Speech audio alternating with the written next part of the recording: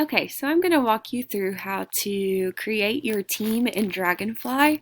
This is important because you need all of your players to be together. If you come to this page and you look at 2020 athletic eligibility and you're viewing all sports and you're viewing all of our athletes and you're viewing everyone, you're going to be very overwhelmed by the amount of people on here because it basically has anyone who's created an account. And so to make your life easier, you need to put all of your players into one team.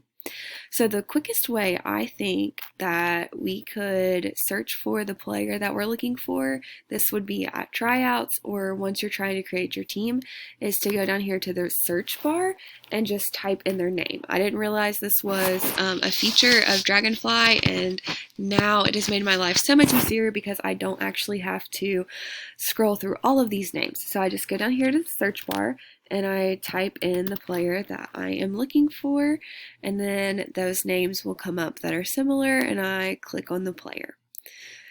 All right, once I'm on the player, I just need to add them to my team. So some of our players play multiple sports. That's okay, you can keep them in multiple sports, but you need to make sure that you add them to your team. So I'm going to click here where it says add or change sports. Right now I have her in the archive. I can talk about the archive later in a different video, but I'm going to remove her from the archive and I'm going to place her into women's basketball. So what I've done with these teams is I've taken away JV and varsity. That's a feature that was on here before. I think it made it a little bit confusing. As far as physicals, we just need to know if all of the people on your team, JV or varsity, have a physical and have their form. So we don't need to divide it by JV and varsity. So I'm just going to click on women's basketball. It says she's going to need approval on that. I'm going to click OK. And then now she is in my team.